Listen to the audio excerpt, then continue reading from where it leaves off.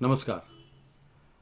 आज की बात में बात उत्तर प्रदेश की, उत्तर प्रदेश चुनाव की और उस चुनाव के नतीजों की।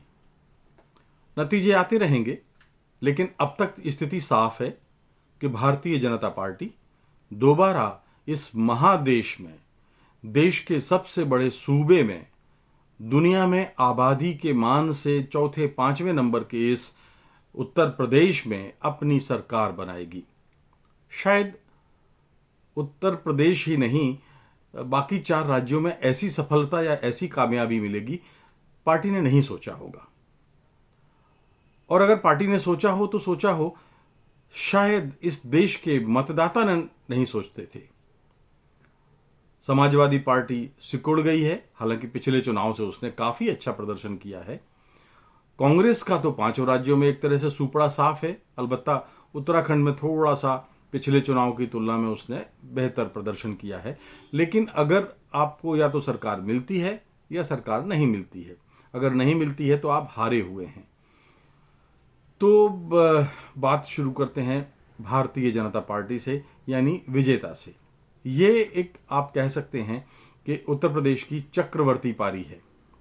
मानना होगा कि बंगाल में जो चुनाव हुए थे और ममता बनर्जी ने जिस तरह से भारतीय जनता पार्टी को शिकस्त दी थी, धूल चटाई थी, उसने भारतीय जनता पार्टी का आत्मविश्वास डगमगा दिया था। आसान नहीं होता, लेकिन बंगाल में मैं हर बार कहता रहा हूं कि बंगाल में ममता बनर्जी भारतीय जनता पार्टी को इसलिए धूल चटा पाई या इसलिए शिकस्त दे पाई क्योंकि वो खुद सत्ता में थी। और जो पार्टी सत्ता में होती है, प्रशासनिक मशीनरी, उसके अधिकारी, उसके भरोसे के लोग, जाहिर सी बात है, अच्छे पदों पर होते हैं। और उस सूरत में किसी के लिए, किसी दूसरे दल के लिए, चाहे वो भले ही केंद्र सरकार क्यों ना हो, आसान नहीं होता कि उसके खिलाफ जनादेश वो ले आए। हालांकि बीजेपी ने बंगाल में खूब जोर लगा लिया था, तरह तरह से जोर लगा लिया था, लेकिन वहां उनकी दाल नहीं गली थी और इससे पार्टी थोड़ा सा निराश भी थी। तो मैं कह सकता हूं कि उत्तर प्रदेश के नतीजे ने भारतीय जनता पार्टी को एक प्राणवायु दी है, ऑक्सीजन दी है उन चुनावों के लिए जो 2024 के लोकसभा चुनाव से पहले आने वाले हैं। इस साल गुजरात में चुनाव हैं, हिमाचल में चुनाव हैं, मेघालय में चुनाव है, नागालैंड में चुनाव अगले साल, मतलब अगले जो 2023 में जो चुनाव हैं वो मेघालय है, नागालैंड है, त्रिपुरा है, कर्नाटक है, मध्य प्रदेश है, राजस्थान है, छत्तीसगढ़ है और तेलंगाना है।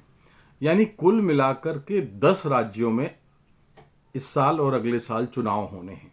और अब पार्टी थोड़ा सा ताकत के साथ, थोड़ा उत्साह के साथ अब इन चुनावों में मैदान में उतरेगी। हालांकि गुजरात में भी परीक्षा है, मध्य प्रदेश में परीक्षा है, राजस्थान में तो चलो मान सकते हैं कि राजस्थान थोड़ा सा आसान है भारतीय जनता पार्टी के लिए, छत्तीसगढ़ में परीक्षा है। तो ये बात है। लेकिन अभी हम बात उत्तर प्रदेश की ही जारी रखते हैं। दरअसल चूंकि प्रधानमंत्री कह चुके हैं कि उत्तर प्रदेश में योगी उपयोगी हैं, इसलिए हम ये मानते हैं कि योगी के नेतृत्व में ही अगली सरकार बनने जा रही है।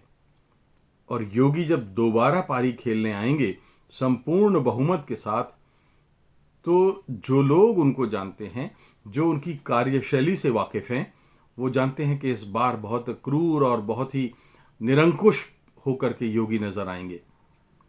और वो पारी उत्तर प्रदेश के लोग कैसे उनकी देखेंगे, ये भी आने वाला वक्त बताएगा।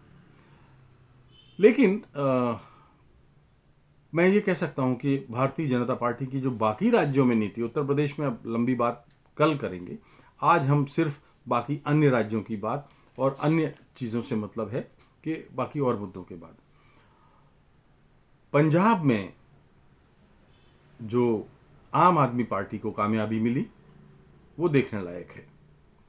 भारतीय जनता पार्टी को जैसे मन की मुराद मिल गई है। एक तरफ कांग्रेस से नाराज कैप्टन अमरिंदर सिंह, जिनको बड़े बेआबरू होकर हटाया गया था, उन पर भारतीय जनता पार्टी ने हाथ रखा और काफी हद तक अप्रत्यक्ष रूप से आम आदमी पार्टी को पर्दे के पीछे से सहारा दिया। क्योंकि पंजाब में भारतीय जनता पार्टी का अपना कोई बहुत बड़ा वोट बैंक नहीं था, इसलिए उसके हित से अगर देखें तो आम आदमी पार्टी का सत्ता में आना भारतीय जनता पार्टी के लिए बहुत बड़ी कामयाबी है, क्योंकि कांग्रेस बाहर हो गई। असल में एक बात और भी है कि कांग्रेस एक ऐसी पार्टी है जो कहीं ना कहीं कश्मीर से कन्याकुमारी तक बिखरी पड़ी है, और न जाने कब किस चुनाव में उसके बीज कैसे अंकुरित हो जाएं कोई नहीं जानता। तो भारतीय जनता पार्टी को डर भी कांग्रेस से ही लगता है। वो नहीं चाहती कि राष्ट्रीय स्तर पे कोई एक ऐसी पार्टी बन के आए जो कश्मीर से कन्याकुमारी तक फैली हो और उनके राज के लिए चुनौती बन जाए। बड़ी बात है। और इसलिए वो जब तब यदा कदा जब भी मौका मिलता है वो ये कोशिश करती है कि उन छोटे छोटे दलों को प्रतिपक्ष के रूप में उनकी प्रतिपक्षी दलों की फसल उगाती रहे जो उन्हें कभी चुनौती ना दे पाए।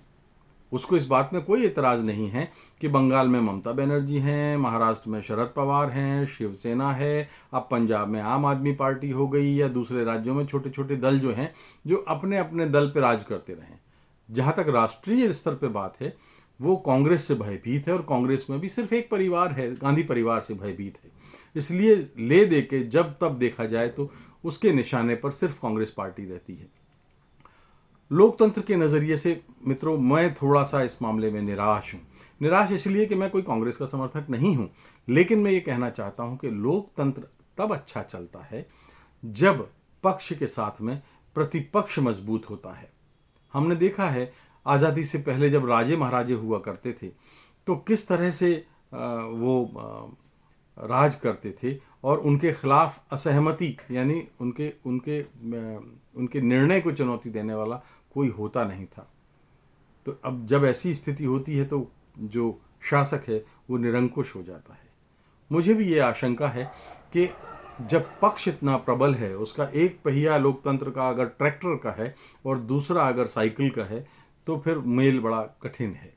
वो पक्ष वाली जो पार्टी है वो हमेशा अधिनायक या तानाशाह बनने का खतरा लेकर के अपने साथ चलती है, भले ही वो ना चाहे, लेकिन ये ऐसा होता है क्योंकि हर निर्णय में उसको किसी से पूछना नहीं है। बहरहाल, तो हम बात पंजाब की कर रहे थे। अब पंजाब में कांग्रेस की इतनी बुरी स्थिति क्यों बनी? पंजाब में सबसे बड़ा कारण तो उनके खुद मिस्टर मुखिया संगठन कांग्रेस के अध्यक्ष नवजोत सिद्धू थे। अभी मैं राजाओं की जो बात कर रहा था ना, मैं हमेशा से नवजोत सिद्धू को भारतीय जनता पार्टी की ओर से प्लांटेड अध्यक्ष मानता रहा हूं। लंबे समय तक वो भारतीय जनता पार्टी में रहे हैं, और परंपरा ये भी है, हमने देखी है कि जब राजाओं की जो हम बात कर रहे थे कि एक राजा अपने दुश्मन राजा की फौज में, सेना में अपने कुछ सेनापतियों को, अपने कुछ सैनिकों को, अपने कुछ लोगों को जब तब प्लांट करता रहता है ताकि जब युद्ध की स्थिति आए तो वो उसके पक्ष में काम करें। तो नवजोत सिद्धू को मैं इससे ज़्यादा कुछ नहीं मांगता, और नवजोत सिद्धू ने अपना काम पूरा कर दिया है। ऐसा केवल पंजाब में नहीं हुआ है, मध्य प्रदेश में भी ऐसा हुआ है। मध्य प्रदेश में कुछ नेता ऐसे रहे हैं जो जब तब ऐसे बयान देते हैं जिससे कांग्रेस पार्टी और आलाकमान मुश्किल में पड़ जाता है। मध्य प्रदेश में तो कांग्रेस की सरकार भी आ गई थी, लेकिन इन नेताओं ने अपने बयानों की बदौलत, अपनी घटिया आपसी स्वार्थ भरी राजनीति की बदौलत मध्य प्रदेश में कांग्रेस की लुटिया डुबो दी। उसके बारे में आप सब जानते हैं। लेकिन बात इतनी सी है कि अब जो कांग्रेस है उसको आगे देखना है अगर, तो ये मैं वैसे एक बात कहना चाहूँगा कि प्रियंका गांधी की मैं इसलिए तारीफ करना चाहूँगा क्योंकि हम जानते थे कि कांग्रेस की सरकार नहीं बनने वाली है। ये बात प्रियंका गांधी भी जानती होंगी और कांग्रेस के पार्टी के आलाकमान भी, सारे लोग भी जानते होंगे। लेकिन प्रियंका गांधी ने 7 चरण में जिस तरह से अपना उत्साह दिखाया, अपने संगठन में कुछ जान फूकी, हम जानते थे कि ये 2022 में कुछ नहीं होगा। संभव है 2024 के लोकसभा चुनाव में आगे जाकर कुछ काम करें। 2024 के चुनाव में अगर वो अच्छा करेंगे तो शायद उत्तर प्रदेश जो उनका अपना गढ़ रहा है एक ज़माने में, इतिहास अपने को दोहराए, शायद थोड़ा सा कर पाए। लेकिन उसके लिए कांग्रेस को बहुत मेहनत करनी पड़ेगी, तेज़ मेहनत करनी पड़ेगी, फुल टाइम इलेक्शन मोड में रहना पड़ेगा, तब जाकर के उनको कामयाबी मिलेगी, अन्यथा उनको कामयाबी मिलने वाली है नहीं और भारतीय जनता पार्टी एक चक्रवर्ती पार्टी के रूप में बनी रह सकती है। तो कांग्रेस के लिए बड़ी चुनौती है, और लेकिन सबसे बड़ी चुनौती है देश के लिए कि देश के लोकतंत्र की सेहत को मजबूत बनाए रखने के लिए प्रतिपक्ष की सेहत मजबूत हो। समाजवादी पार्टी उत्तर प्रदेश में जिस तरह से आई है, थोड़ा सा प्रतिपक्ष ठीक हुआ है, मैं ये कह सकता हूं कि संतुलित है, लेकिन अब वो भूमिका कैसी अदा करते हैं ये हमें देखना है। आज की बात में सिर्फ इतना ही, कल फिर मिलेंगे किसी नए मुद्दे के साथ, तब तक के लिए नमस्कार, धन्यवाद।